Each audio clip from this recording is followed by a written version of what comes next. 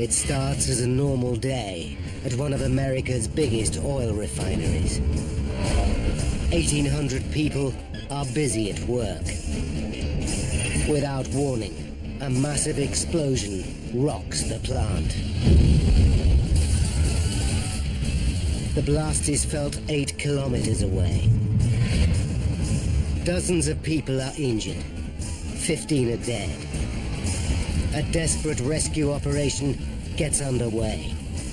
America's worst industrial disaster for 15 years shatters a close-knit community.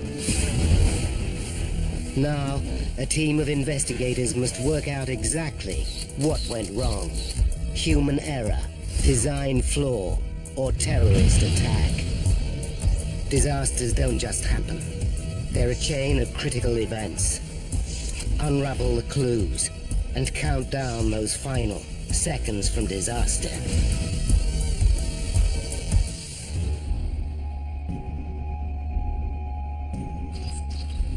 North America, Texas, the Gulf of Mexico.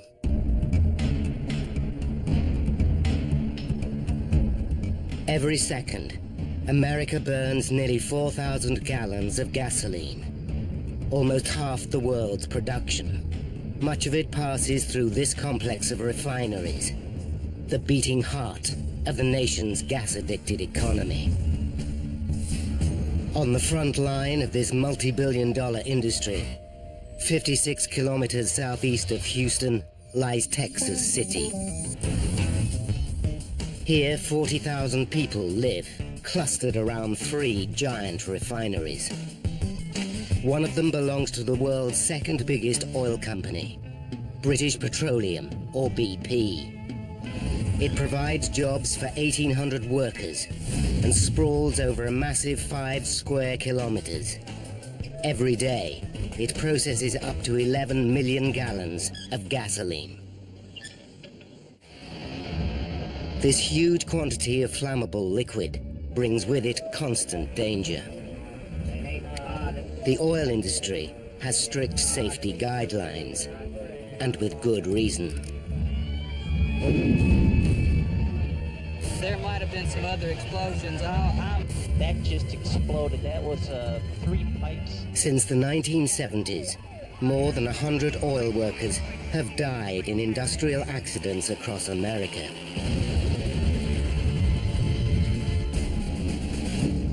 BP's Texas City refinery has a checkered safety record. Workers have been killed here on at least 6 separate occasions. In September 2004, 2 workers were scalded to death.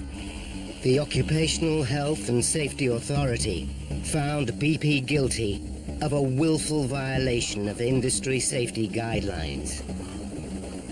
BP now claims to have put its house in order. There is no limit to the amount of activity that we've undertaken in Texas City to make it a very safe plant. But since 9/11, there's a new threat. Growing demand for gasoline has left America with little spare capacity. An attack here could cripple the world's biggest economy. As a result, the FBI now regards this group of refineries as one of the top 5 terrorist targets in the United States.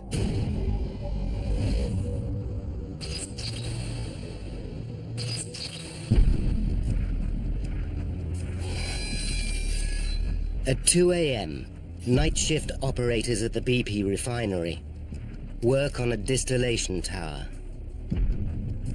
For the last month, the tower has been shut down for routine maintenance. This usually happens once every few years. Now its operators must start it up again. The process can take up to 12 hours, and much of it has to be done manually. The risk of human error makes it one of the most dangerous jobs in any refinery. The tower's function is to distill raw fuel into its heavier and lighter components. On its way into the tower, the liquid is heated by a furnace, and the lighter components evaporate. The vapor rises to the top of the tower and is channeled out through a pipe. It then passes through a condenser and returns to liquid before being pumped away. This will be added to gasoline to make it more potent. Meanwhile, the heavier residue left at the bottom of the tower is siphoned off. This will be used to make products such as tar. If the distillation process creates too much vapor, operators can lower the pressure by venting excess gases. These eventually reach a safety outlet or blowdown stack.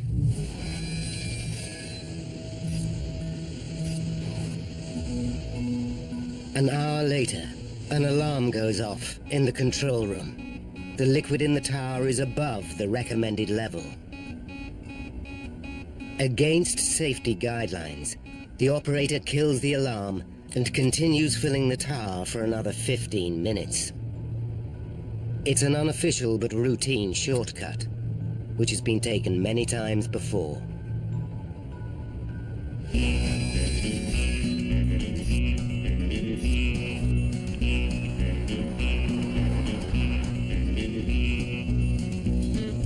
At 5 a.m., an hour before sunrise, construction engineer David Crow arrives at work.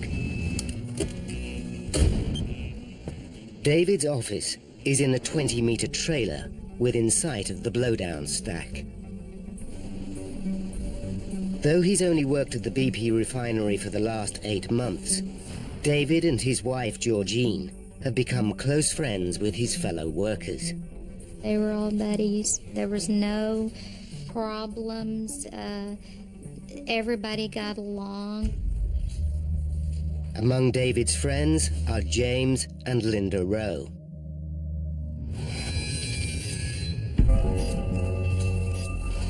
By 10 minutes to 10, there's been a change of shift at the distillation tower. The computer shows the liquid level has dropped to normal. The supervisor now decides to move on to the next phase of the startup process. An operator starts to feed more fuel into the tower. Minutes later, the supervisor receives a phone call. His son has broken his arm at school. He hands over control to a colleague.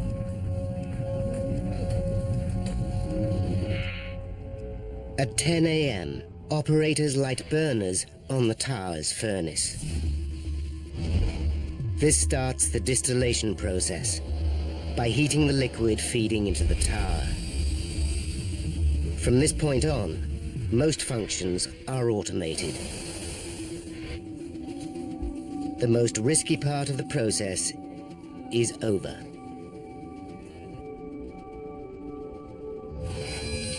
"12:40 p.m. Everything seems to be going normally. Then a high-pressure alarm goes off. Operators check the tower's level indicator and find nothing wrong.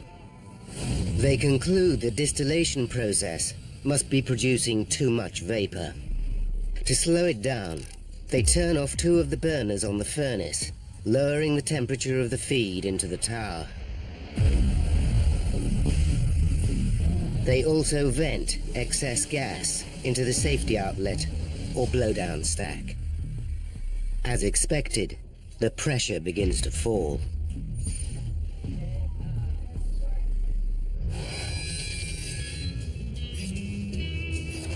Just before 1 p.m., workers relax within sight of the distillation tower. It's been a week without accidents, and to reward the workforce for their safety record, BP's management buys them lunch. As the workers enjoy their food, a white pickup truck approaches the main processing unit. It's one of many trucks in the refinery. and nobody pays it any attention. Among the workers are Ralph Dean and his wife, Alyssa. Ralph has been employed here for 8 months as a rigging supervisor. Alyssa is 32 and works as an office manager in the nearby trailer. Lunch is the one time they get to see each other. I was having a great time. Free lunch, free food, construction workers, yeah, it was great.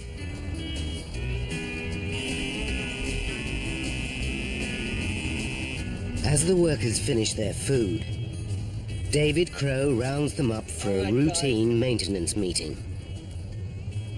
Alyssa joins them in the trailer. As she does so, the white pickup truck parks near the blowdown stack.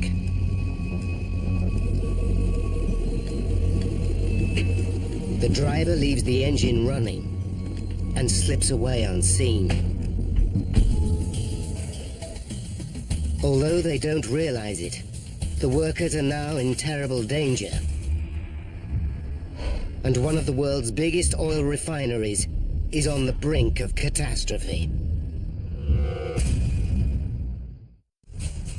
At the BP refinery in Texas City, operators have been starting up a distillation tower for the last 11 hours. The high-risk procedure seems to be going to plan.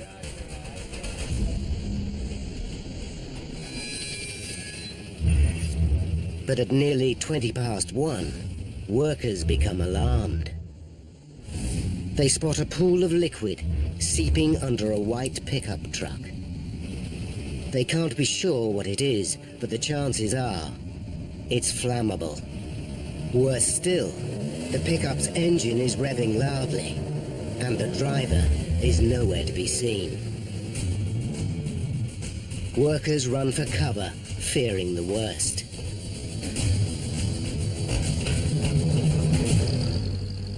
Nearby, Ralph Dean is operating a forklift.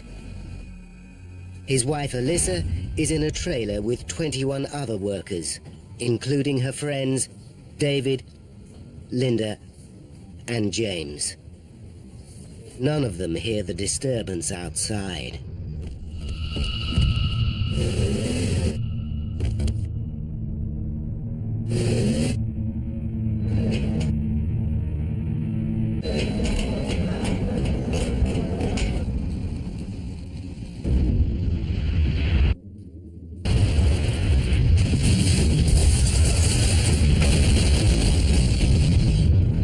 Never heard a noise that loud, extremely violent. It was biblical. As far as Ralph can see, the refinery is ablaze. The impact of the blast is felt 8 kilometers away. Just outside Texas City, David Crow's wife, Georgine, is busy at work. Within minutes of the explosion, local TV stations broadcast pictures of the burning refinery. In case anyone is just joining us, you are looking at live pictures from Texas City. Georgine can't mistake her husband's workplace. Your heart is racing. My stomach started feeling queasy. I don't know, I think I wanted to scream. It becomes clear this is a major disaster. In a panic, Georgine phones her husband, David. There's no answer from his mobile phone, nor from the landline in the trailer.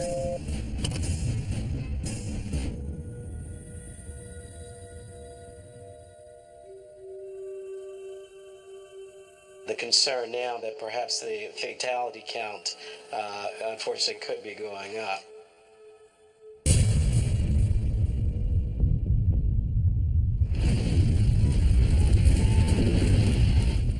Dazed by the explosion, Ralph Dean suddenly realizes his wife would have felt the full impact of the blast. But when he races to the trailer, he finds nothing left. Alyssa is nowhere to be seen. I can't recall feeling anything. The single thought that I can remember the whole time was find her and get out.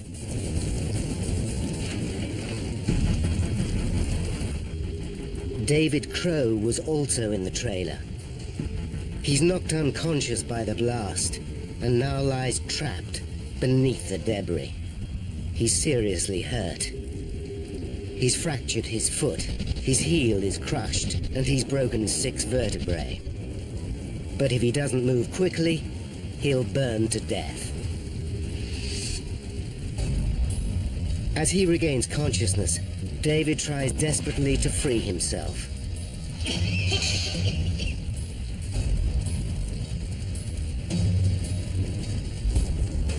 Despite his crippling injuries, he drags himself clear of the immediate danger, but he's still surrounded by flames. As David looks for an escape route, he sees Ralph searching for his wife Alyssa. Neither of the men can make sense of their surroundings. There was nothing you could recognize, nothing. Everything was just torn to bits. It was probably outside the military the worst thing you'll ever see. It was hell on earth. Meanwhile, Eva Rowe is on her way to visit her parents James and Linda. She lives near Dallas, a 4-hour drive away, and doesn't see them as much as she would like. It's just a few days to Easter, and she's looking forward to spending the holiday with her family. I was in a really good mood, just driving along, enjoying the day. Eva has no idea about the explosion or that her parents were caught in the blast, along with Ralph's wife, Alyssa, and Georgine's husband, David. Not all of them will survive. A lot of people are pretty shook up about this. You could literally feel the ground and the windows shaking. We felt it, and then we ran outside and we saw it. It almost knocked me down. Like an earthquake.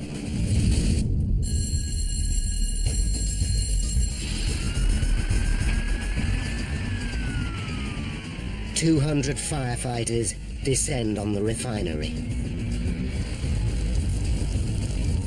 The scene, to me, looked like a nuclear explosion had gone off. It just wiped everything out. There are things I saw that day that most people will never see in their lifetime and hopefully never will. Emergency services have to act fast. Millions of gallons of flammable materials are within meters of the fire. David Crow lies crippled, choking on the lethal fumes. Then, 2 colleagues stumble across him and drag him to safety. How in the world did I get out of that? Why me? Why was I spared?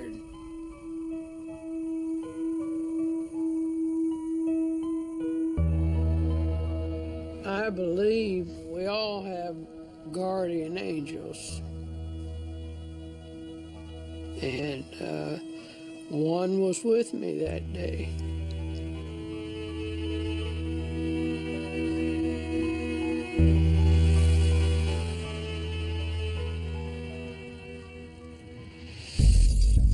Paramedics will initially work on this scene to stabilize the most seriously injured and then prepare the patients for immediate transport to the nearest hospital, either by life flight or by ambulance.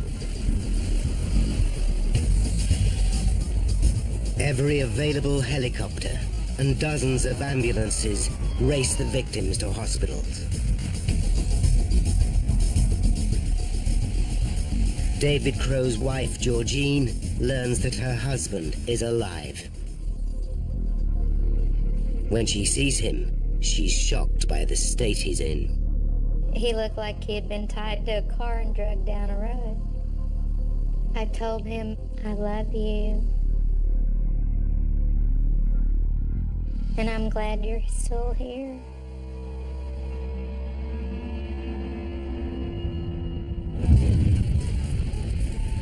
But not everyone is clear of the danger. Ralph Dean continues the desperate search for his wife, Alyssa. All I can think of is digging.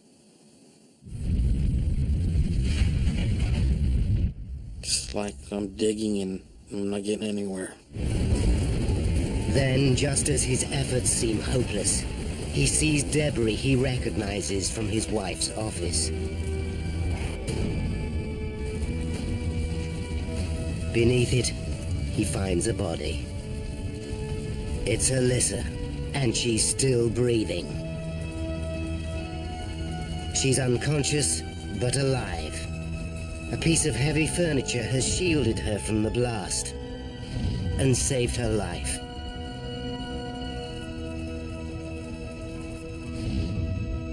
But James and Linda Rowe, who were also in the trailer, are still missing. Their daughter Eva, now only 45 minutes from Texas City, has no idea there has been an explosion. There has been apparently a major explosion. We understand from one of the witnesses who called us that it is at the BP refinery. When she hears the news, she immediately calls her mother, but gets no response.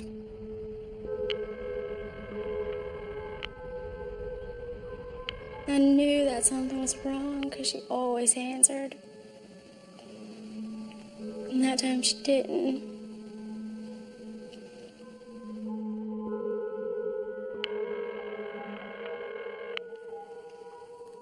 I wish you would have. I wish she would have answered.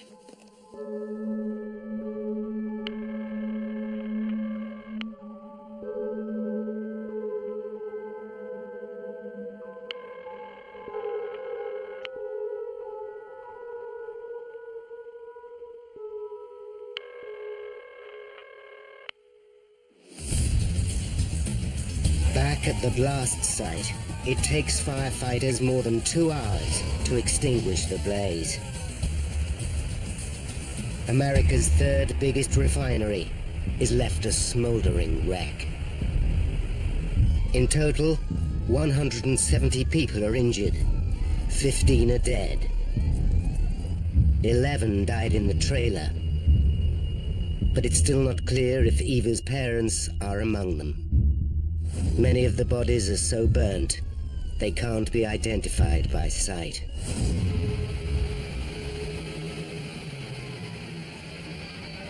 The following day, Eva's asked to provide her parents' medical records. She finally learns that neither of them survived. I began trembling immediately, like my whole body was just shaking uncontrollably. My hands, my arms, my legs. I couldn't force myself to be still. And it didn't go away for over 6 months. The trembling didn't go away.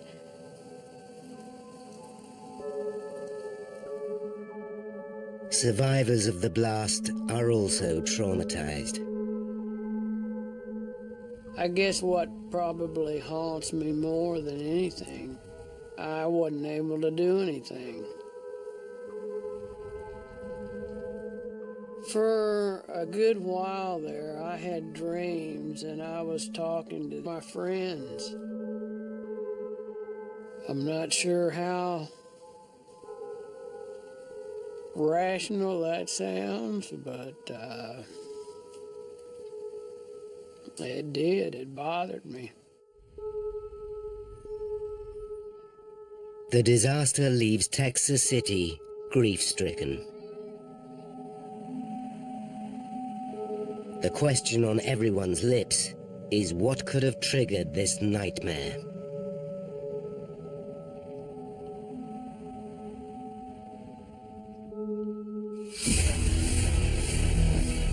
Now, by going deep into the official investigation, we can reveal the calamitous chain of events that led to the Texas City explosion.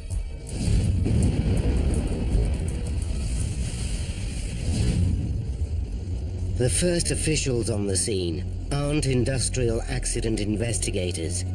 They're agents from the FBI. They arrive within hours of the disaster. In an era of global terrorism, the agency is suspicious of any major explosion. The Texan oil industry is a particular concern. Since 9/11, these refineries have been designated high-value targets. The potential for a terrorist atrocity is obvious. The agents fear this disaster could be the start of a new wave of domestic terrorism. They turn to eyewitnesses for the first clues.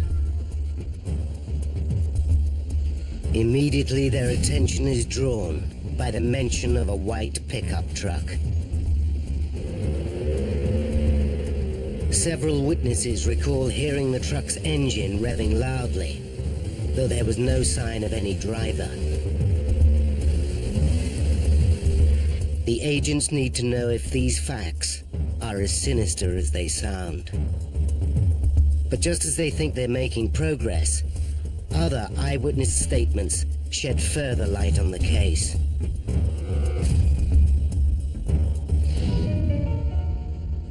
The agents learn that 6 minutes before the explosion, liquid was seen spewing out of the blowdown stack, and the pickup truck was parked less than 9 meters away.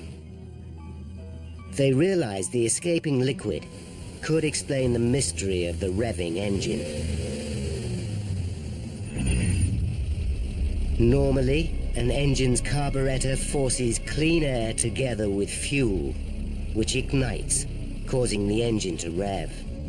But the white pickup wasn't taking in ordinary air. Its engine was flooded with petrochemical fumes from the escaping liquid. This would account for it revving in spite of the driver's absence. A single spark from the running engine is all it would take to ignite the vapor. It now looks like the escaping fluid is to blame for the blast.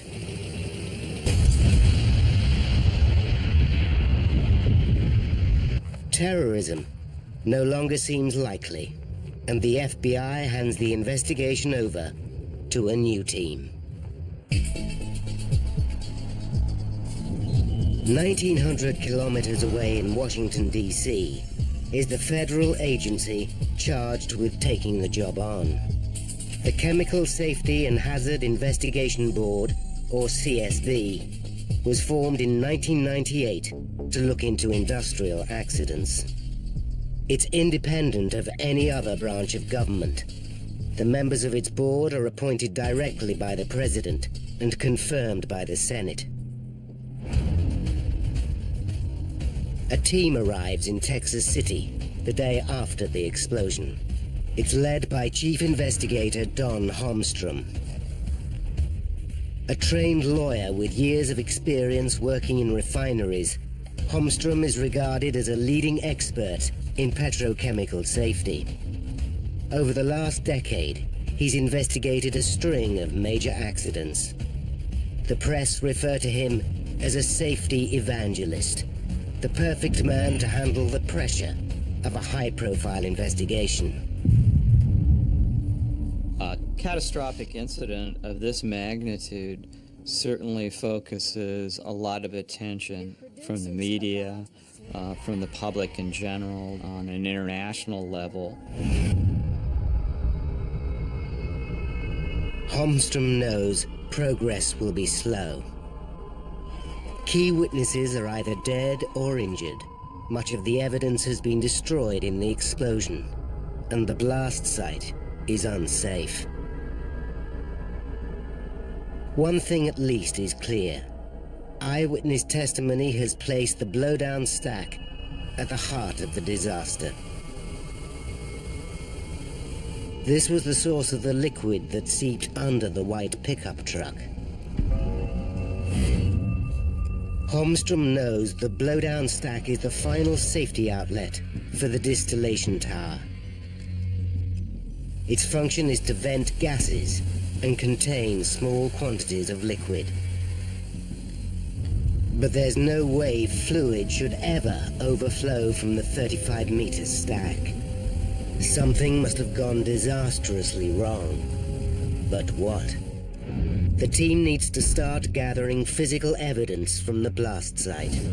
In particular, they need to find the computer hard drive from the main processing unit. This holds a complete electronic record of the distillation process. But progress is immediately hampered. The explosion has released cancer-causing benzene gas, and it could take days for it to disperse. The investigators don't know when it will be safe for them to move in. America's oil industry is desperate for answers. Is this catastrophe a tragic one-off? Or could it be repeated elsewhere? Identical distillation towers exist in refineries across America. If they're unsafe, the oil industry could be crippled. In the uncertainty that follows, gasoline prices hit an all-time high. And the world's biggest economy is left on the brink of crisis.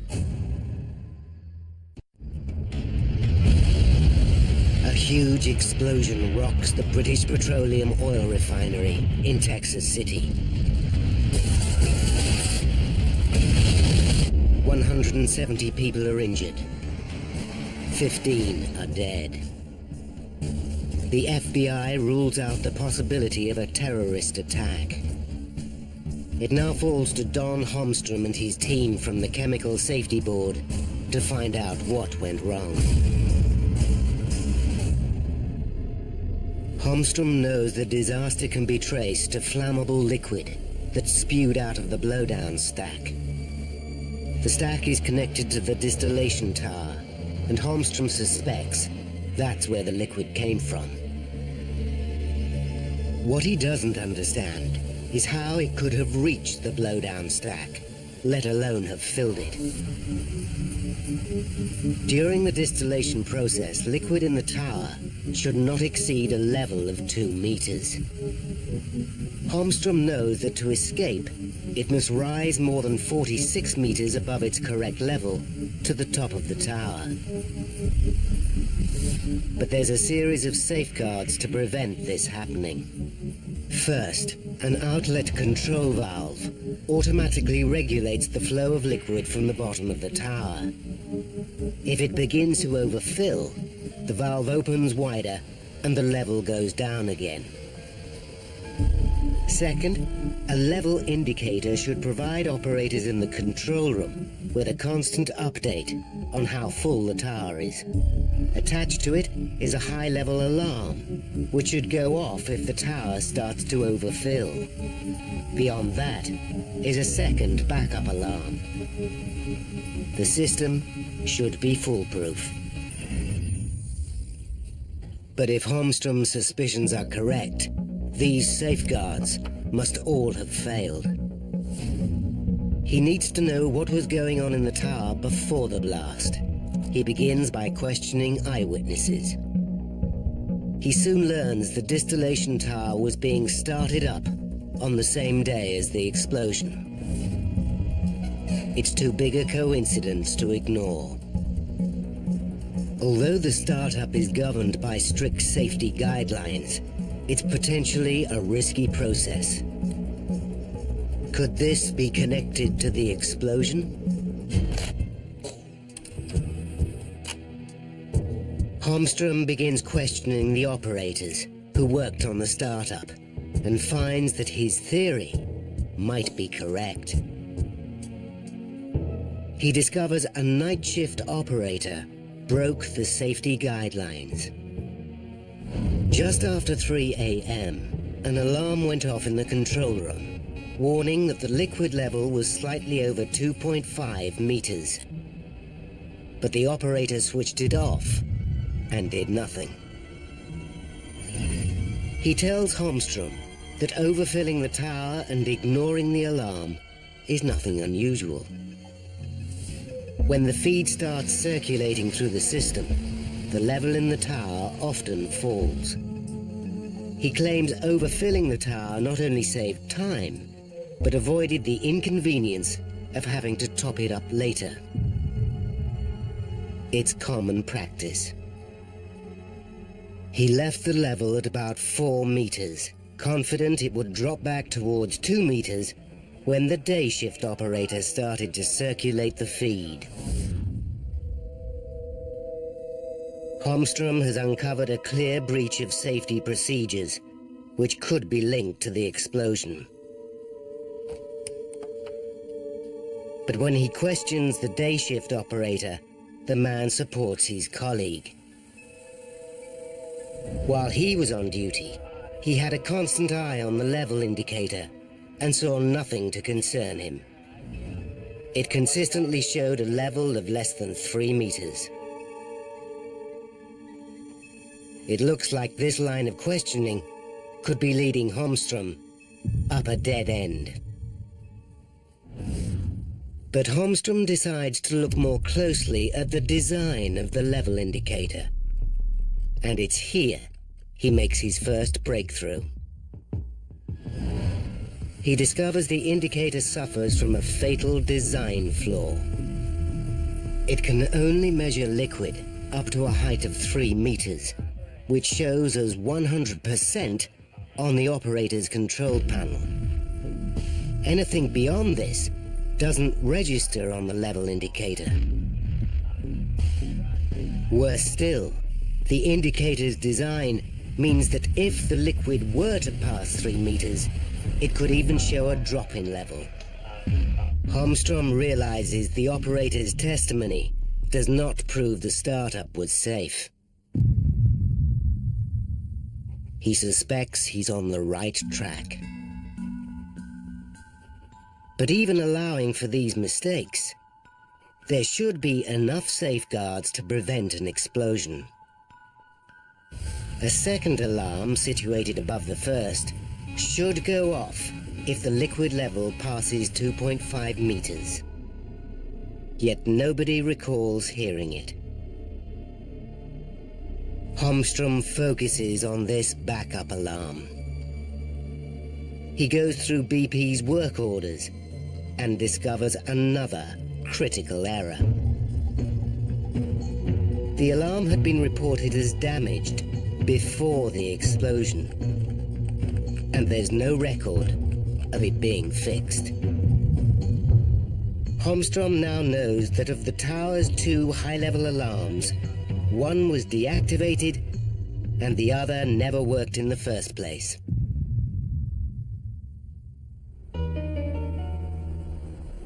But even with the alarm systems out of operation, there are further safeguards to prevent excess liquid from rising in the tower. The liquid level is regulated automatically by an outlet control valve. If the level gets too high, the valve automatically opens to allow more liquid out of the tower. Could this also be faulty? Without access to the blast site, the investigators cannot know for sure. Holmstrom confirms with the day shift operator that liquid did flow out of the tower at a normal rate. To his horror, he learns the operator doesn't realize he should check this. It's a serious oversight, but in itself, it's not enough to account for the disaster. Safety guidelines dictate that a supervisor should always be on hand to oversee the flow of liquid during startup. When Holmstrom speaks to the supervisor, he makes another breakthrough.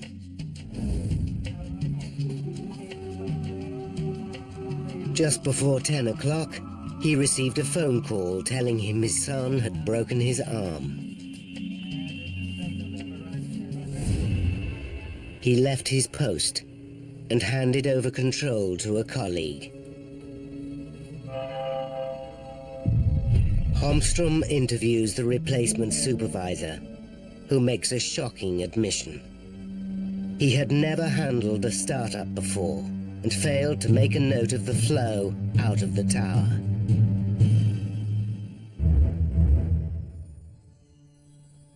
So far, Holmstrom has uncovered slack operating practices, poorly maintained equipment, and a supervisor leaving his post at a critical moment. There's now no question in Holmstrom's mind that the flawed startup is to blame for the explosion.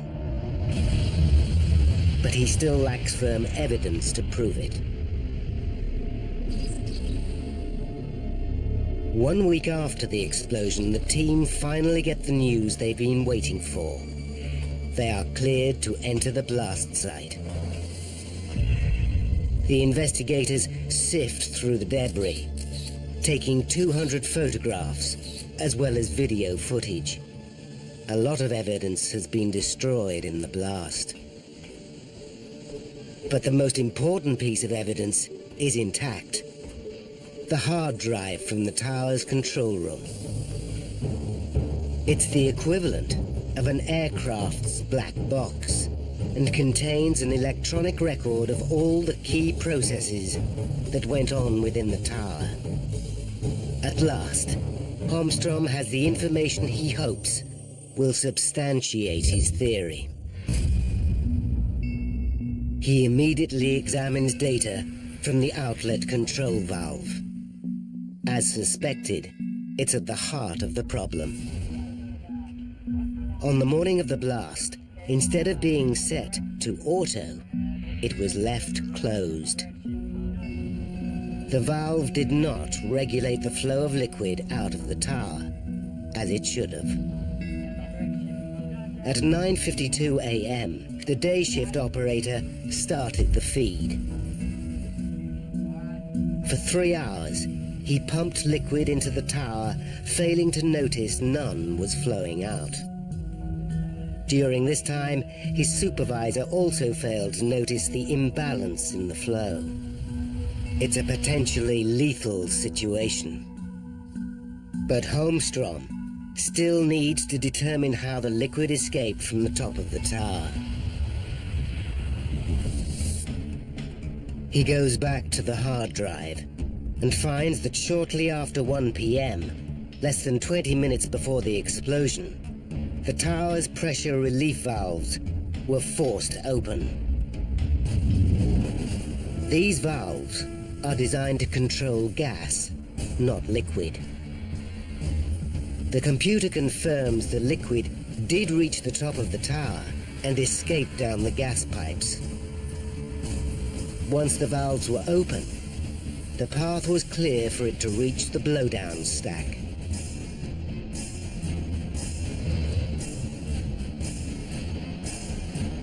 It would quickly have filled the 35-meter stack and spewed out the top.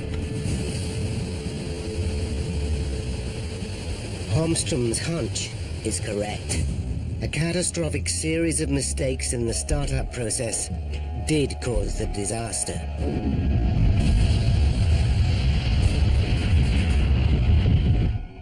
When BP learns what happened, the company accepts responsibility for the blast. But 2 months later, BP pins most of the blame on low-level workers. This leaves many in Texas City dissatisfied. They know the poor safety record of the BP refinery and feel their fellow workers have been scapegoated. They have an ally in Don Holmstrom. He agrees it's too easy to blame a handful of people. The problem with blaming an individual is that one could come to the conclusion that, well, we got rid of the individual and all our problems are solved. Holmstrom wants to know how long these safety problems have existed. He returns to the computer hard drive found in the wreckage. It holds a complete record of the tower's previous startups going back for years. He discovers a frightening catalogue of near misses. The records prove the night shift operator had been telling the truth. It was common practice to ignore safety guidelines during the startup process. Out of 16 previous startups, 13 had liquid levels above 3 meters, the range of the level indicator. Any of these could have ended in disaster, but managers of the refinery failed to properly investigate the malpractice. Certainly the safety culture as it existed before the incident left a lot to be desired. Next, Holmstrom turns his attention to the location of the trailer where most of the victims died. He's concerned it was sited just 37 meters from the blowdown stack. He wants to know how BP could justify locating it in such an exposed position. To him, the risk should have been obvious. This isn't the first time workers have died in this way. In 1995, at a refinery in Pennsylvania belonging to Pennzoil, a trailer was located near 2 large storage tanks. When the tanks exploded, 5 workers were killed. The resulting investigation warned against placing trailers near flammable materials. But BP disregarded the warning. They decided the convenience of putting employees near the unit they were working on should override safety considerations.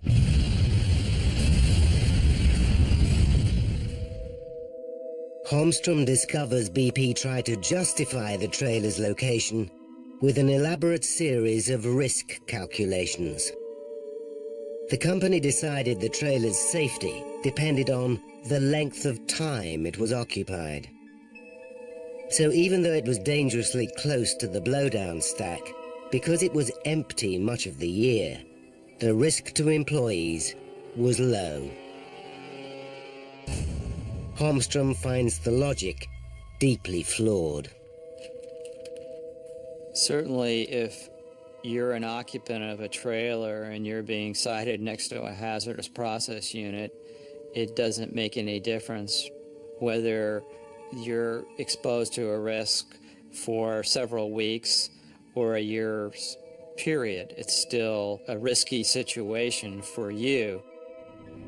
Lax safety practices and employees left dangerously exposed. It's a lethal combination, particularly in light of the string of fatal incidents that have haunted Texas City. The problems that existed at Texas City had been present for many years. Safety was very problematic at the plant. Workers were concerned about coming to work because of the risk of catastrophic incidents. It shouldn't be necessary to go to work every day and under the threat of death. This refinery's been killing people for years. Obviously, it was built on evil ground.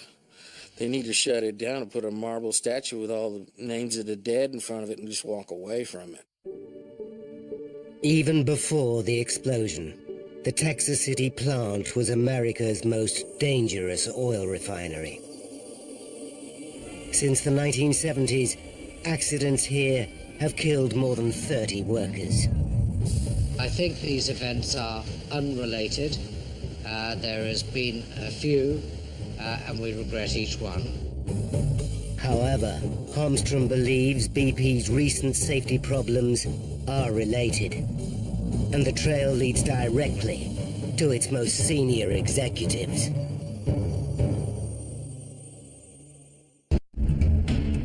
America's worst industrial accident for a decade has killed 15 workers at BP's Texas City oil refinery. A lot of folks worried about their loved ones right now, Jerome. A tragic, tragic day in Texas City. Don Holmstrom and his team from the Chemical Safety Board are investigating a history of fatalities at the plant. Despite BP's claims to be getting to grips with its poor safety record, the team finds evidence to the contrary. In 1998, an internal memo from BP's board in London ordered all refinery managers to cut operating costs by 25%. This cost cutting is directly to blame for the disaster.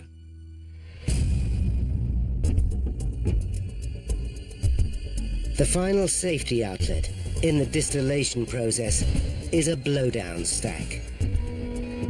Despite the errors that occurred during the startup, an effective safety outlet could have averted the tragedy.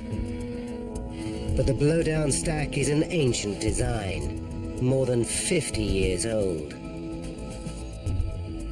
Holmstrom discovers that in 2002, BP decided against replacing the stack with a modern safety flare system.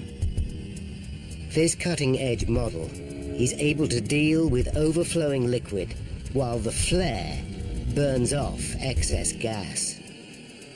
The new design would have prevented the disaster. This is a case of a company denying the risk. They knew the hazards, they were aware of them, but when they had the opportunity to take action, they did not do so. Replacing the blowdown stack would have cost under $6 million, about a single day's production at the Texas City refinery. For the people who worked there, it would have been a small price to pay. It's people. People are the most important thing. Not the plant, not the corporation itself. It's the people.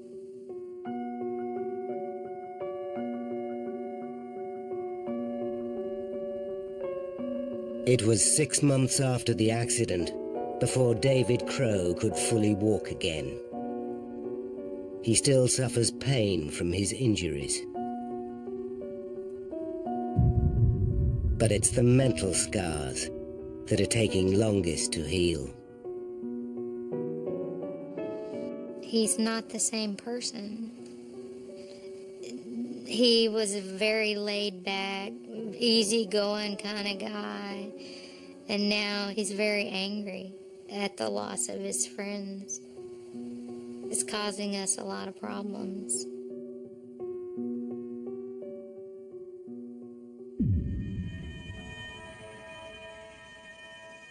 Like David, Ralph Dean's wife, Alyssa, also suffered a broken back. Her gallbladder had to be removed, and 20% of her body was burnt. For several weeks, doctors told Ralph she might not survive. My wife's gonna have to live with this for the rest of her life. And I mean, it's just a part of our life that's just always gonna be there. Hell yes, I'm angry.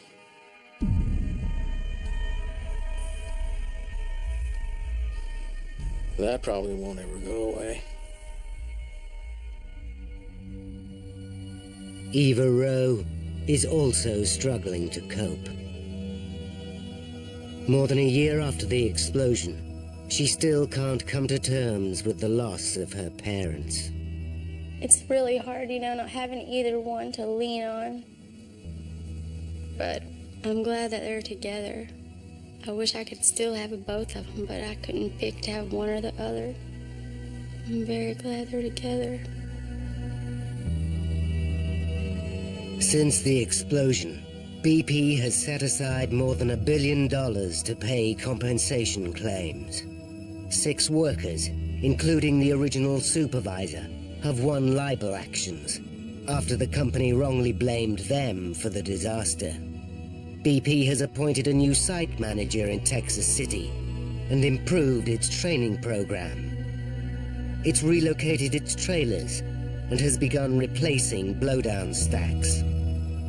The company is now carrying out a total overhaul of its global operations.